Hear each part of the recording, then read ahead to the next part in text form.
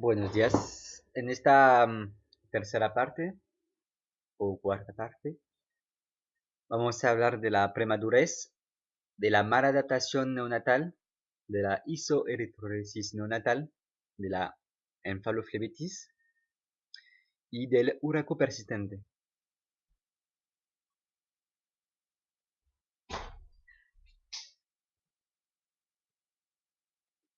Antes de seguir, hay que contestar a unas preguntas básicas sobre la neonatología equina.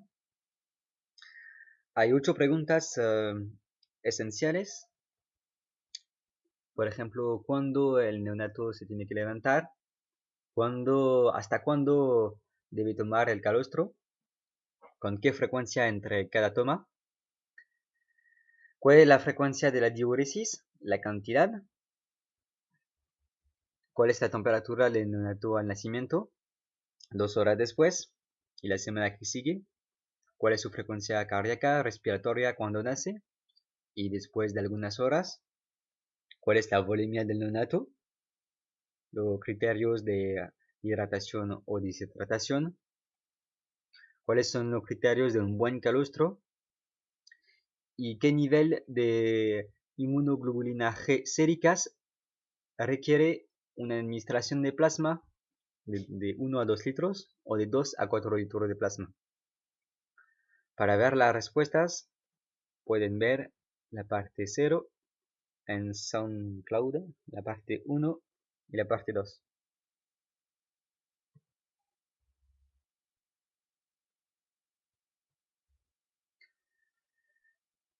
Premadurez o dismadurez.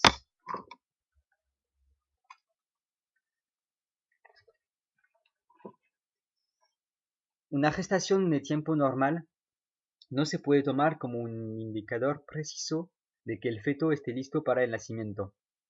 Los potros dismaduros son aquellos con edad gestacional normal, pero con signos y comportamiento consistentes con prematuridad. Dado que los animales prematuros y dismaduros manifiestan los mismos signos clínicos, hay que ver los signos del feto que no está listo para nacer todavía.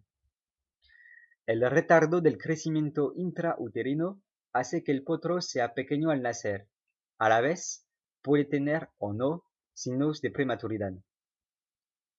Las cosas más comunes de retardo de crecimiento intrauterino son la placentitis, las infecciones adquiridas in utero y la gestación de gemelos. ¿Cuáles son los signos del feto no listo para nacer? El pequeño tamaño para la raza o la edad gestacional, bajo peso al nacimiento. Estos potros a menudo parecen ser delgados, muchos nacen también deshidratados, lo cual puede deberse a la insuficiencia placentaria, problemas metabólicos o infecciones in utero. Debilidad. El potro tarda en pararse y tiene escaso reflejo de succión. Suele tener mal desarrollo muscular y laxitud de los tendones flexores. También es común que no reconozca a la madre ni esté consciente del entorno. Osificación incompleta de los huesos carpianos y tarsianos. Esto causa mayores dificultades para pararse. El peso de cuerpo apoyado sobre estos huesos puede aplastarlos, lo que dejaría deformidades permanentes. En todos los potros con prematuridad o dismaturidad confirmada o aparente, se debe hacer radiografías de carpos y tarsos lo antes posible. El escaso desarrollo óseo puede impedir de que el animal se desempeñe como atleta en el futuro, lo cual puede cambiar el curso de tratamiento.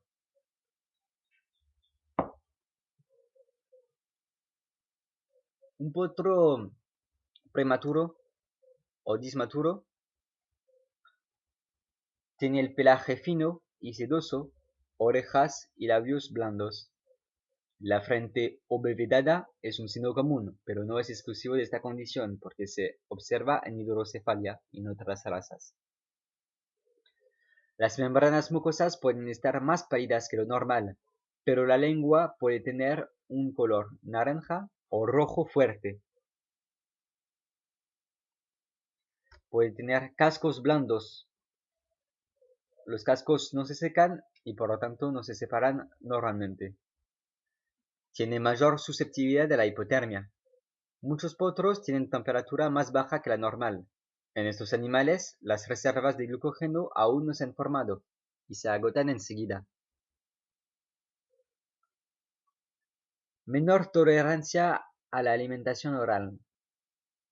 Los cólicos postprandiales son una característica común en animales prematuros y dismaduros. En estos, la movilidad intestinal puede ser inexistente o puede ser excesiva e incoordinada. Estos animales a menudo requieren alimentos enterales de menor tamaño que los normales. En muchos casos, alimentación parenteral será requerida. Patrón respiratorio anormal. Este puede reflejar atelectasia fetal, es decir, la falta de expansión pulmonar por escasez de surfactante, la cual se caracteriza por un mayor componente abdominal o una depresión respiratoria central. ¿Cuáles son los hallazgos de laboratorio de los potros no listos para nacer? Insuficiencia adrenocortical. Proporción de neutrófilos linfocitos disminuida o invertida, inferior a 1. El valor normal es de 2 a 1 a las 2 horas de vida. Leucopenia con linfocitosis, superior a 4 millares por litro. Y neutropenia, inferior a 1 millar por litro. Bajo cortisol plasmático. Falta de respuesta a la prueba de estimulación con STH. Puede haber anemia normo-normo. Hipoglucemia, es decir, glucemia inferior a 60 miligramos por decilitro a las 2 horas de vida. Baja concentración de IgG sérica. Anormalidades en gases sanguíneos. Acidosis venosa, pH inferior a 7,25. Lo normal sería 7,3 mínimo. Evidencia de hipoventilación. Presión parcial de oxígeno disminuida y de dióxido de carbono aumentada.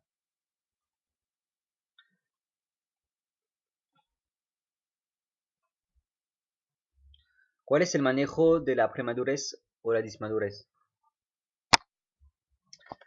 Bueno, primero, como lo mencionamos, necesita una recognición, un reconocimiento temprano de los problemas. Hay que destacar los problemas respiratorios, taquipnea, problema de ventilación, problema de hipoxemia. El tratamiento con oxigenoterapia a razón de 5 litros por minuto inicialmente es recomendado. Se hace el monitoreo de la glucemia, del tacto, de la presión parcial de oxígeno, de la tensión arterial, de los electrolitos y se corrige estos parámetros.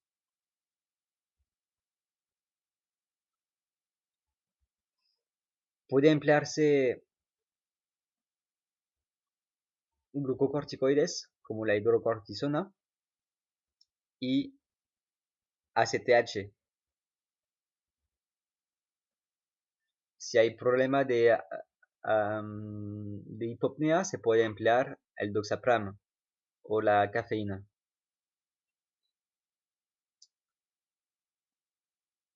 Si hay una hipotensión, se puede emplear la dopamina de 3 a 10 microgramos por kilo por minuto.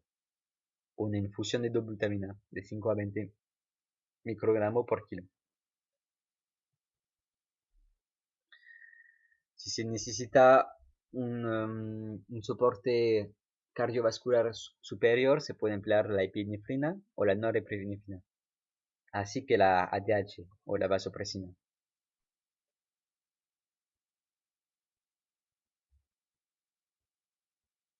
En caso de falla renal, de baja producción de orina, se puede emplear la furosemida o el manitol.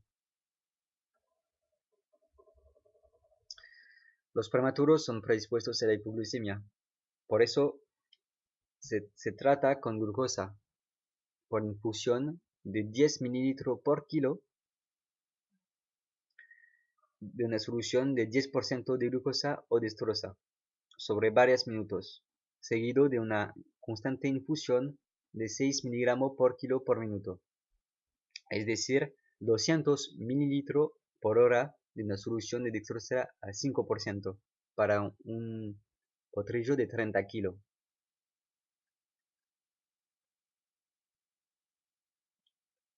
La nutrición se hace con volumen disminuidos de 10 a 50 ml por hora.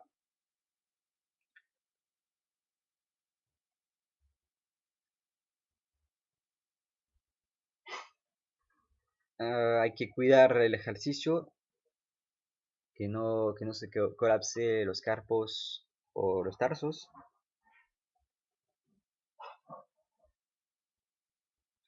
Puede ser necesario antibióticos. Y bueno, el manejo del calostro. Y la plasmaterapia puede emplearse si hay falla en la inmunidad pasiva. De 1 a 4 litros de plasma, según la concentración de IgG.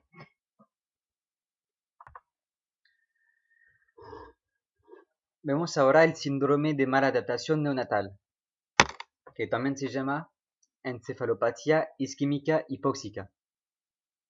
La encefalopatía isquémica hipóxica es un síndrome específico que se caracteriza por alteraciones en el comportamiento, signos neurológicos, lesiones isquémicas o hemorrágicas del sistema nervioso central, asociada a una asfixia perinatal.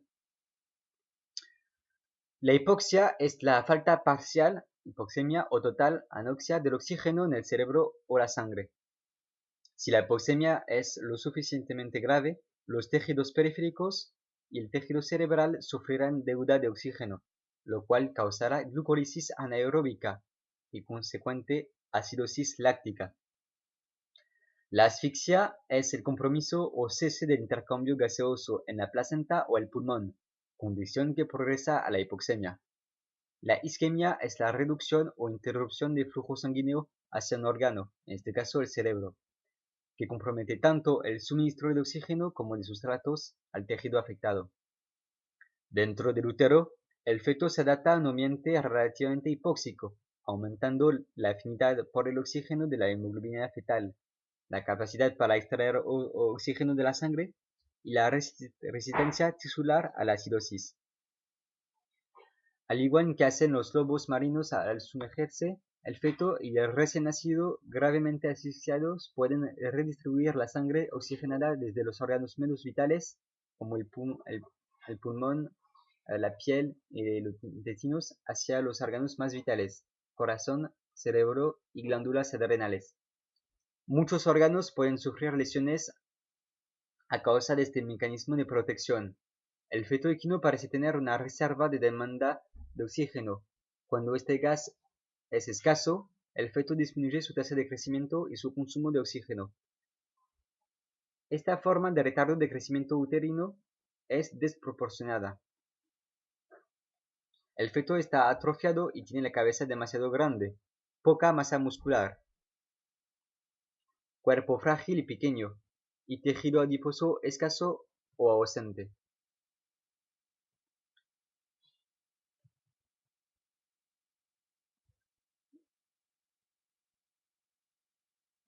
Si la asfixia en el útero es grave, el feto no podrá compensarla y el sistema nervioso central se verá comprometido.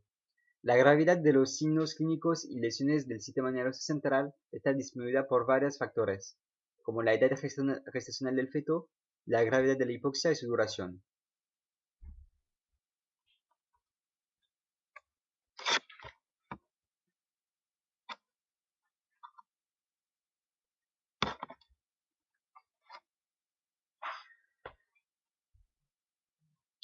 El neurotransmisor aminoácido excitador glutamato parece ser un factor importante en la producción de las lesiones por encefalopatía isquémica.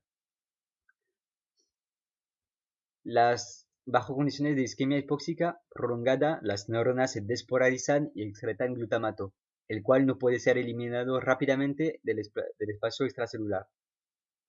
Una vez activados, los receptores de glutamato abren los canales de iones de sodio y potasio. Sin embargo, aunque más crítico, el flujo de calcio que pasa a través de los canales regulados por el glutamato, especialmente el receptor NMDA.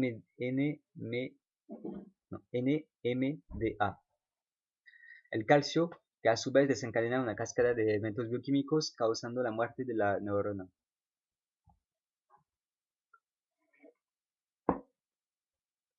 El calcio también contribuye a la formación de radicales libres de oxígeno a través de la formación de xantina y prostaglandina. Los potros son en general normales durante los primeros minutos o horas después del nacimiento. Luego no pueden localizar la ubre, no pueden succionar adecuadamente, pierden afinidad por la yegua y deambulan erráticamente.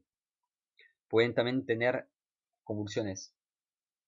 Esta condición es de esperar en cualquier potro con antecedentes de placentación anormal de la yegua, separación placentaria prematura, parto por cesárea, distosia prolongada, parto prematuro o resucitación neonatal por algún motivo.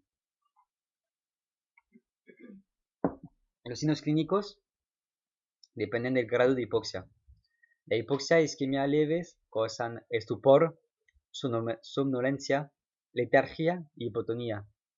El paciente también puede presentar pérdida del reflejo de succión, disfagia, odontopresis, ceguera central, midriasis, anisocoria, nistagmo e inclinación cefálica.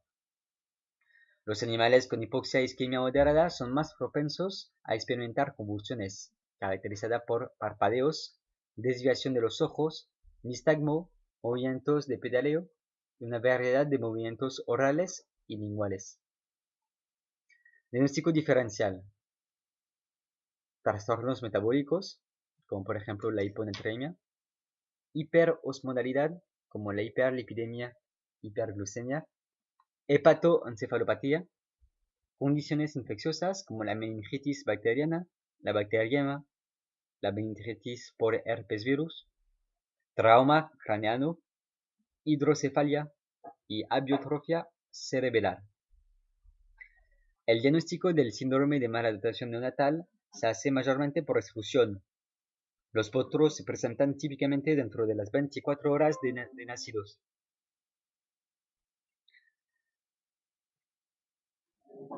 El análisis del líquido cefalorraquídeo a veces revela hemorragias leves. Sin embargo, no se recomienda la punción medular, la punción espinal. Para diagnosticar esta condición, puede ser importante el uso de la ecografía atlanto-occipital para valorar la presión del líquido cefalorraquídeo. Tratamiento.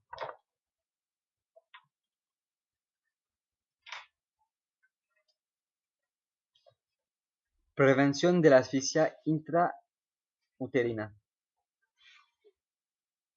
Tratamiento temprano de la placentitis en yeguas. Antibiótico. Se usa la gentamicina y la penicilina, que pueden atravesar la placenta, se puede hacer cultivos. Y la trimetoprima sulfonamida se usan para placentitis también. Tocolíticos. El Altrenogest a 0,088 mg por kilo por vía oral cada 24 horas es ampliado. También se puede emplear clenbuterol y magnesio. Pentoxifilina se administra a razón de 7,5 mg por kilo por vía oral cada 8 a 12 horas.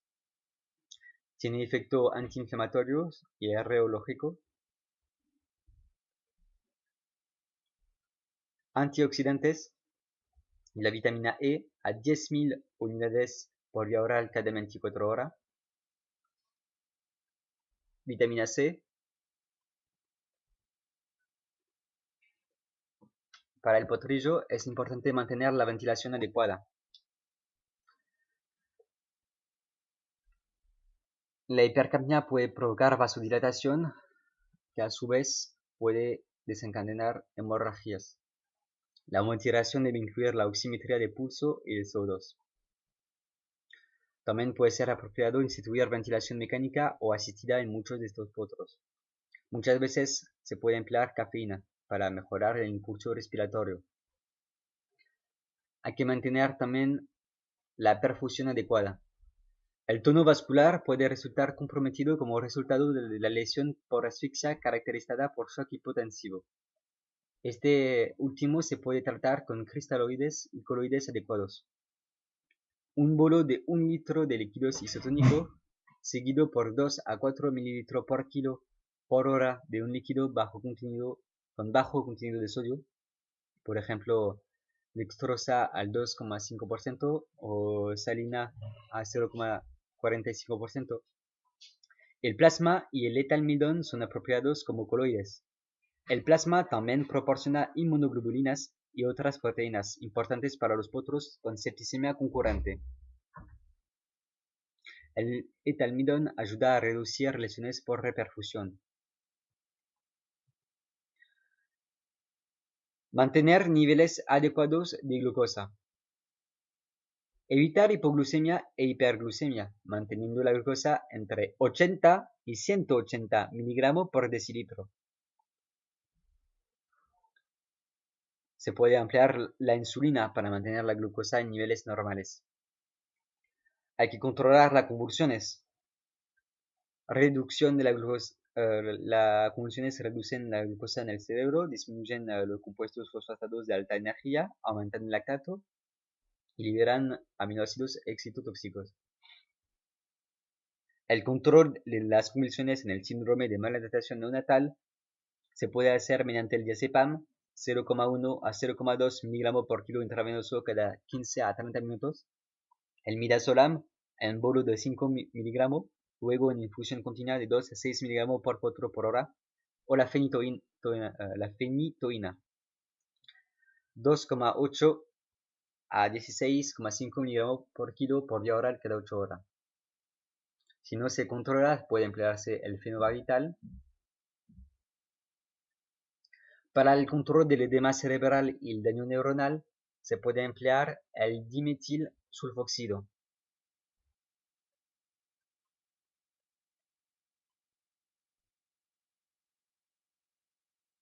El manitol.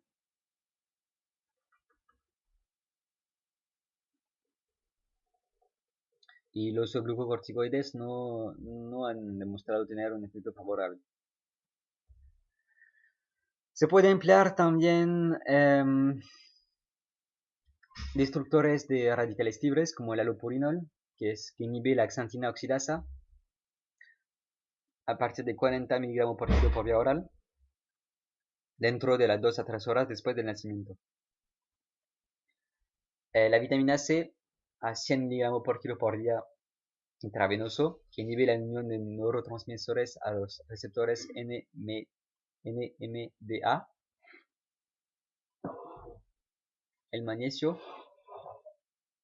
50 miligramos por kilo intravenoso o en infusión continua. La tiamina, 1 gramo intravenoso en 1 litro de líquidos una vez al día. Y así para el síndrome de mala adaptación neonatal.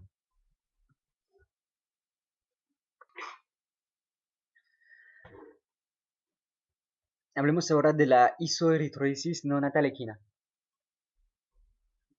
La isoeritrolisis es una condición inmunomediada del neonato que da lugar a la destrucción de los eritrocitos. Los grupos sanguíneos del potro, haloantígenos expresados sobre la superficie de los eritrocitos, son heredados de la madre y el padre. Si el potro ha heredado un haloantígeno del padre contra el cual la madre ha producido anticuerpos, esos anticuerpos serán absorbidos por el cuerpo del potro al ingresar junto con el calostro. ingresarán en su circulación, se acoplarán a los antígenos específicos presentes en los eritrocitos y provocarán hemólisis intra o extravascular. En la hemólisis intravascular, la hemoglobina proveniente de los eritrocitos dañados es liberada al torrente sanguíneo, donde se une a la aptoglobina. Una vez que ésta ha saturado, se desarrolla hemoglobinemia. Los glomérulos renales filtran la hemoglobina no unida, lo que causa hemoglobinuria y posiblemente toxicidad renal. En la hemólisis extravascular, los eritrocitos dañados son eliminados de la circulación por los fagocitos mononucleares presentes tanto en el vaso como en el hígado. No hay hemoglobinemia ni hemoglobinuria en estos casos, pero puede observarse ictericia. La hemólisis extravascular es más común en la isoeritrosis neonatal, pero también interviene la intravascular. La madre produce anticuerpos luego de verse expuesta a los haloantígenos extraños. Esta exposición puede darse por transfusión de sangre, por transfusión de plasma, por administración de productos que contienen suero equino, por contacto con la sangre fetal durante la preñez previa. La isoeritrólisis neonatal ocurre con mayor frecuencia en los potros nacidos de yeguas multíparas. Estas yeguas pueden haber estado expuestas a antígenos extraños de un feto anterior, debido a una hemorragia placentaria hasta el final de la gestación o durante el parto. Se piensa que es poco probable que la exposición a un antígeno hacia el final de la gestación produzca una respuesta de anticuerpos a tiempo para afectar el potro de esta preñez. Por lo tanto, son los potros de gestaciones posteriores que tienen mayor riesgo. Las yeguas primíparas pueden tener haloanticuerpos producidos debido a la transfusión de plasma o sangre o la exposición de productos con suero equino. La prevalencia es del 1% en pura sangre y el 2% en Standard Bread. Signos clínicos de la isoeritrosis neonatal. Los potros son normales en nacimiento. Los signos se observan una vez que el calostro haya sido absorbido. Los signos clínicos pueden ser obvios a las 6 hasta 12 horas de edad en los casos graves, pero en los casos más leves pueden no manifestarse hasta los 3 a 4 días de edad.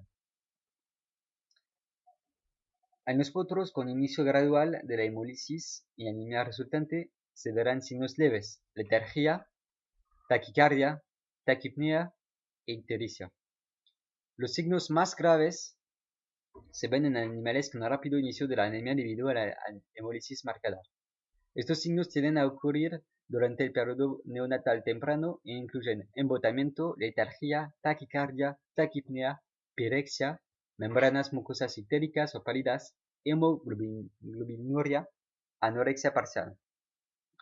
Puede haber convulsiones debido a la hipoxia o encefalopatía por hiperbilirrubinemia. En los casos hiperagudos de isoeritrosis neonatal pueden evidenciarse shock cardiovascular, hipoxia, compromiso multiorgánico y muerte. La sepsis es también un problema secundario frecuente. ¿Cómo se hace el diagnóstico de la isoeritrosis neonatal equina? El principal diagnóstico diferencial es el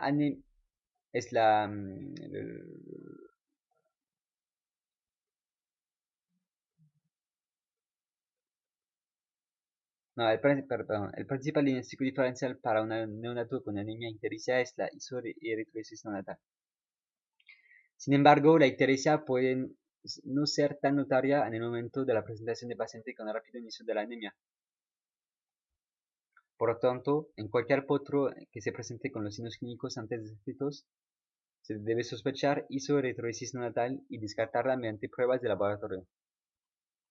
Los hallazgos clínico-patológicos incluyen anemia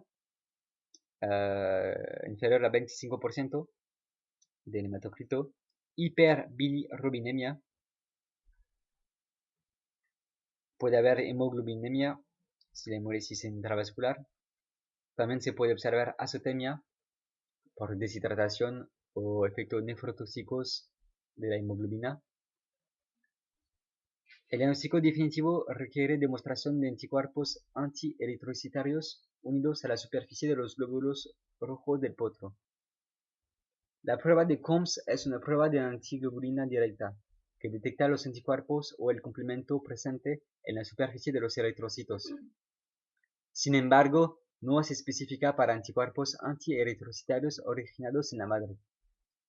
La prueba de compatibilidad, el cross-match, se hace idealmente antes de que el potro ingiera calostro y puede ayudar en el diagnóstico o la prevención de la isoeritrosis neonatal. Esta prueba se suele basar en los efectos embolizante o aglutinante del anticuerpo o complemento unido a los eritrocitos. La lisis o aglutinación en los eritrocitos del potro luego de la ingestión de calostro interferirá con esta prueba. Para evaluar los anticuerpos hemolíticos se mezclan glóbulos rojos del potro con suero de la madre. Una vez agregado el complemento, se producirá lisis si hay anticuerpos hemolíticos en el suero de la yegua. La prueba de aglutinación en potros con ictericia JFA, la cual no requiere una fuente exógena de complemento, se puede realizar mediante el equipamiento básico de laboratorio. Se usan diluciones seriadas del calostro de la madre, las cuales se mezclan con los eritrocitos del potro. Luego la muestra es centrifugada y evaluada en busca de aglutinación.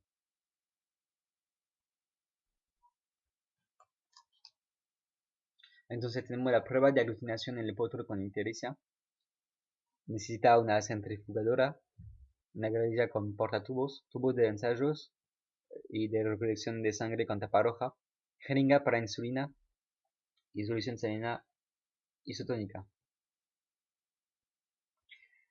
Cuando no hay aglutinación, los eritrocitos fluirán con facilidad hasta el extremo opuesto del tubo. Y bueno. Diagnósticos diferenciales de la isoeritrosis neonatal. Se pueden incluir la septicemia, el síndrome de asfixia perinatal, la infección perinatal por herpes virus, el hemotórax, el hemoperitoneo, trauma de los restos umbilicales internos o externos y reacciones medicamentosas. Tratamiento de la isoeritrosis neonatal equina. El tratamiento de los potros con isoeritrosis neonatal puede variar según la gravedad de los signos clínicos. Los potros con afección leve con volumen de células aglomeradas de decía hematocritos superior a 15% que permanecen alertas y interesados en seguir mamando, solo manifestando una leve taquipnea o taquicardia, pueden simplemente requerir control y ambiente silencioso y libre de estrés. Si se identifica el cuadro antes de las 24 horas de vida, es importante evitar que el potro siga amamantándose de su madre. Esto puede lograrse colocando un bozal y dejándolo con la yegua, que es menos estresante que separarlos. Se debe buscar una fuente alternativa de calostro, libre de anticuerpos antieritrocitarios y leche. La ubre de la yegua debe ser vaciada, es decir, ordenada cada 2 horas. El contenido de inmunoglobulinaje del calostro en cada ordeñez se mide fácilmente por medio de un refractómetro. Cuando el valor llega a 10-12% en un refractómetro de Briggs, es seguro para que el potro lo beba. El tiempo transcurrido hasta llegar a esta concentración varía mucho, desde 12 a 48 horas. El grado de anemia no siempre se correlaciona con la necesidad de transfusiones, ya que los potros que desarrollan gradualmente esta condición en un par de días parecen compensar mejor la situación cardiovascular que aquellos que sufren una anemia menos grave, pero establecida más rápidamente. Es importante evaluar todos los parámetros y no solo los índices eritrocitarios para la necesidad de transfundir.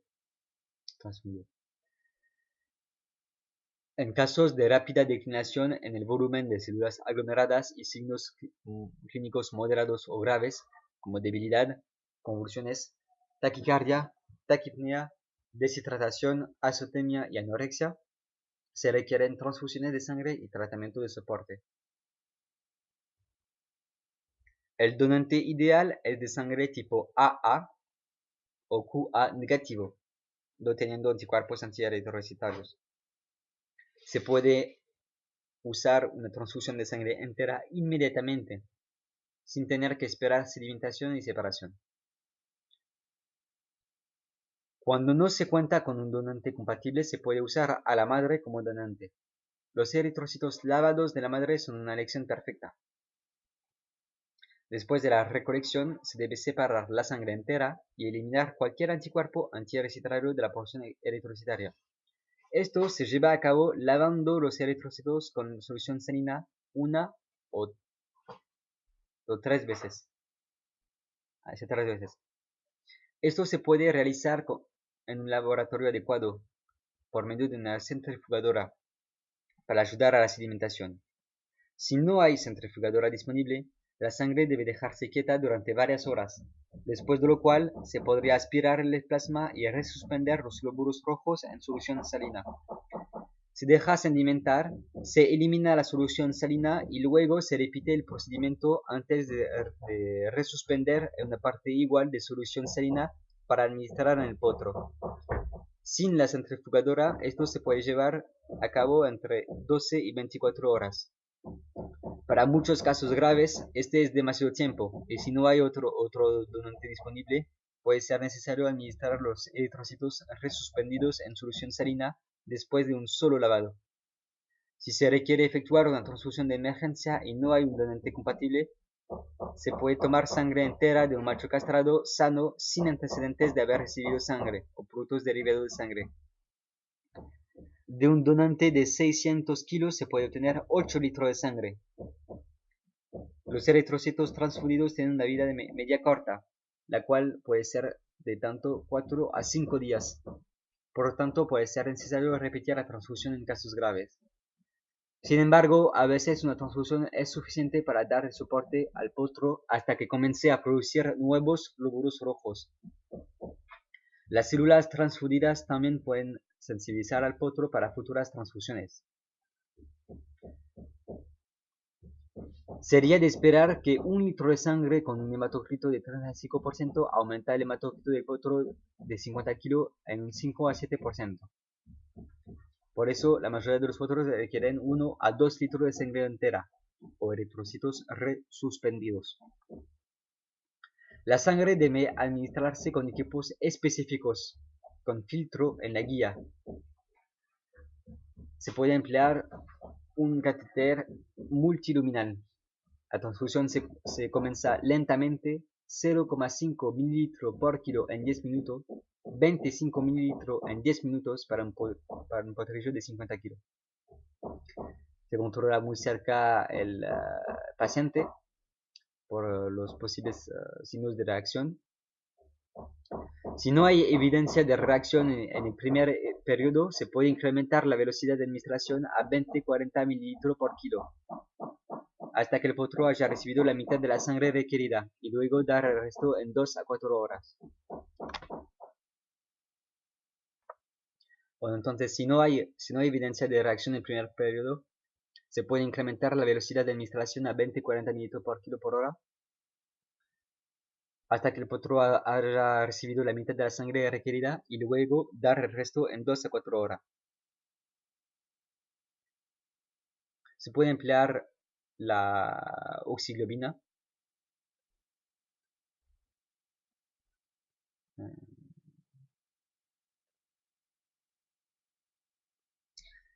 Se puede emplear la administración intranasal de oxígeno para aumentar la saturación de oxígeno de la sangre. Alimentación asistida. Los pacientes hipovolémicos deshidratados y azotémicos requieren fluidoterapia poliiónica para ayudar a restablecer la función renal y corregir las alteraciones electrolíticas de ácido base y de ácido base. Si hay convulsión, se puede emplear el diazepam. Prevención de la isoeritrólisis neonatal. La identificación de las yeguas con riesgos de producir anticuerpos inhibitores de la isoeritrólisis neonatal es la mejor forma de evitar el problema. Las yeguas multiparas tienen un factor de riesgo mayor que las primiparas. Las yeguas que han parido previamente en potro con isoeritrosis neonatal tienen 60% de probabilidad de producir otro potro con la misma condición. Antes del apareamiento o del parto, se debe determinar el tipo de sangre de la yegua. Aquellas que son AA o QA negativas tienen un mayor riesgo de producir anticuerpos causantes de la isoeritrosis neonatal. Si una de estas yeguas será apareada con un macho positivo AA o QA o otros antígenos implicados con menor frecuencia, se deberá explorar al suero de la hembra en busca de anticuerpos para antígenos eritrocitarios específicos durante el último mes. Si las pruebas exploratorias indican la débil presencia de anticuerpos hemolíticos, hay que repetir la prueba antes del parto. Una vez obtenida una prueba positiva para estos antígenos específicos, se debe atender el parto y colocar un bozal al potro enseguida para impedir la infección del calostro de la madre. Si hay anticuerpos antieritrocitarios específicos en el calostro, se puede realizar una prueba de JFA, que es la prueba de aglutinación en el potro con ictericia, o una prueba de compatibilidad hemolítica inmediatamente después del parto para lograr una identificación definitiva. En los potros positivos, alguna de estas dos pruebas se debe colocar un bozal y administrar una fuente alternativa de calostro. La leche también tiene que ser de otra yegua. Si no se dispone de otra hembra en lactación, se da un sustituto lácteo o leche de cabra. La ubre de la yegua debe ser ordeñada cada 1 a 2 horas y el calostro debe ser desechado.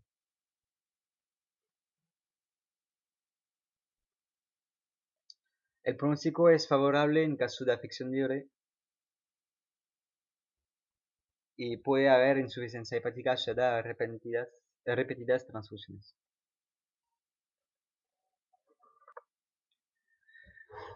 Ahora vemos el problema de encefaloflebitis en el neonato equino.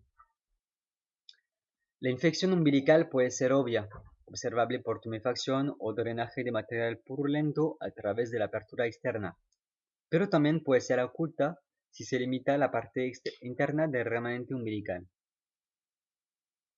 Puede no haber anormalidades palpables ni visibles en el ombligo, por lo cual se requiere una ecografía para detectar la infección.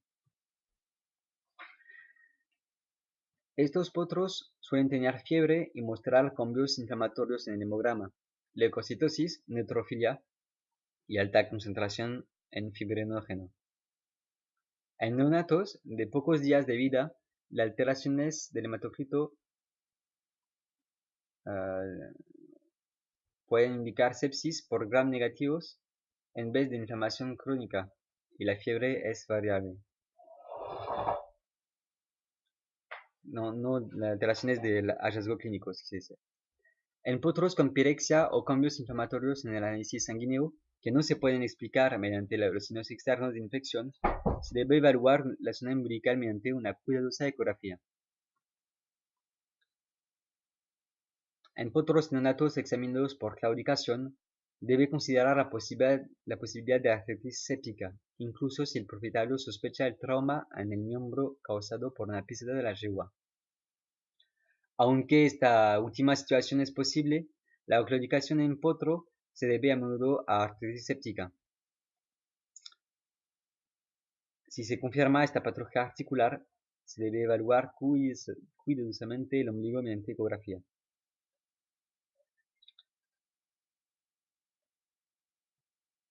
Para la ecografía umbilical, el potro debe estar idealmente en decúbito. El mejor transductor es de 7,5 MHz, pero los 5 MHz también pueden brindar diagnóstico. Las infecciones que afectan la parte externa del ombligo se reconocen fácilmente, incluso si se detecta un drenaje de material purulento. Se puede indicar el examen ultrasonográfico para determinar la extensión interna de la infección.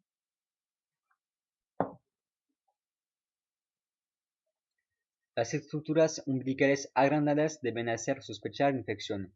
Sin embargo, algunas partes del tamaño normal también pueden mostrar ecos consistentes con líquido, exudado o gas.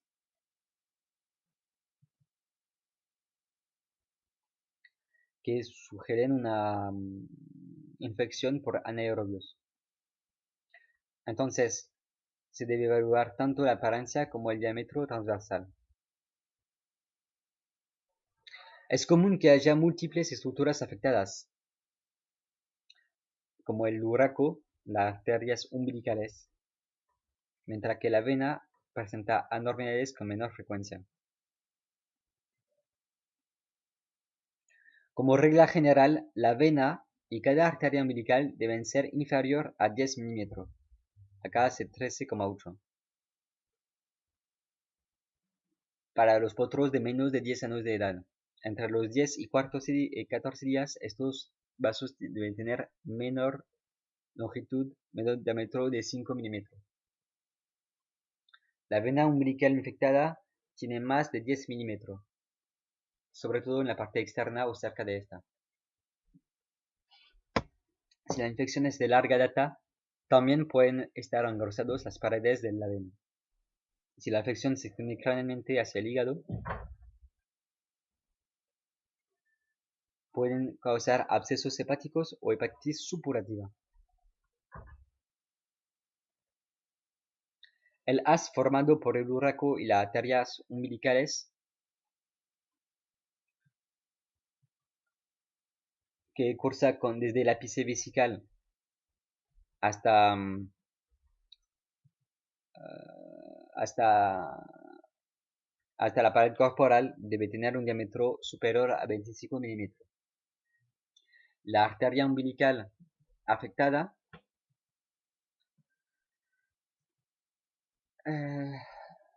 es más grande de lo normal, superior a 13 mm, con una pared engrosada y llena de líquido anecoico o ecoico. La encefaloflebitis puede tratarse bien mediante un manejo médico, drenaje, antibióticos, o puede requerir la remoción quirúrgica de la estructura afectada. Los exudados deben enviarse para cultivo, para seccionar el antibiótico más apropiado. Se emplea, mientras tanto, un antibiótico de espectro amplio.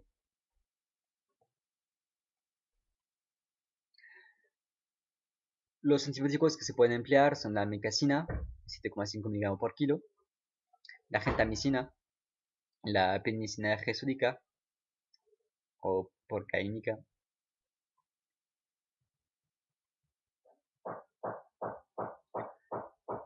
hablemos ahora del urraco persistente en el neonato equino.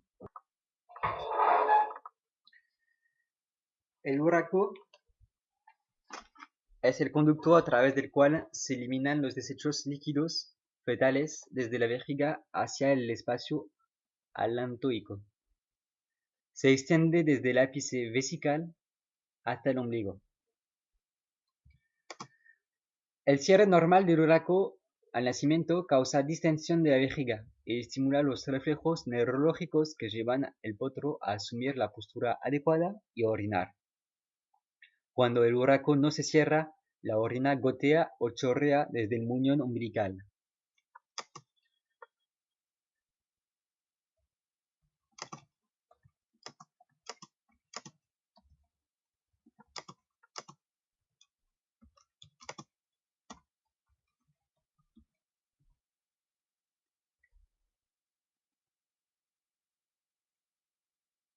Aunque estos potros también son capaces de orinar normalmente por la uretra.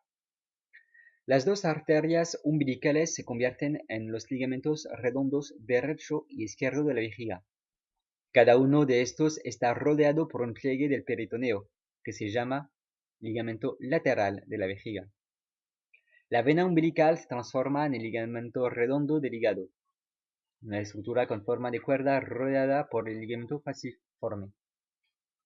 El urraco no es una estructura tubular diferenciada, sino que el espacio entre las dos arterias umbilicales, circunscrito por una fina membrana que rodea tal segmento de las arterias en su curso desde la vejiga hasta el ápice del ombligo. Los potros pueden nacer con el urraco normalmente cerrado y luego gotear orina desde el muñón umbilical a partir del primer o segundo día de vida.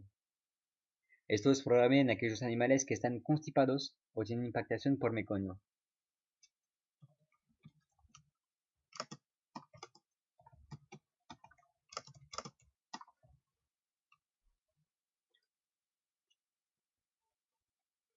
y hacen fuerza para defecar. La presión ejercida por la compresión abdominal puede reabrir el lumen urachal. Esta reapertura también puede deberse a una infección y a menudo en potros en decúbitos prolongado por otras razones, como septicemia.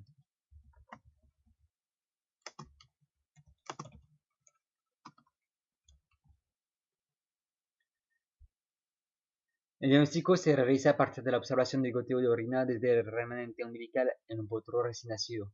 La ecografía confirma el diagnóstico. Tratamiento: se puede aplicar tópicamente un hisopado con nitrato de plata.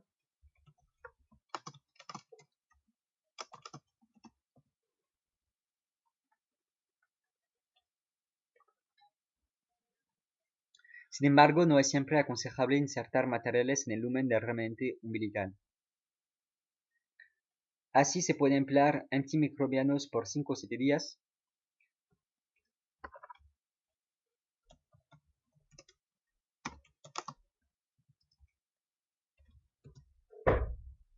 Mantener la zona limpia. Sumergir el muñón umbilical externo en una solución de clorhexidina en agua 1/4 o algún iodoformo diluido entre 2 a 4 veces por día.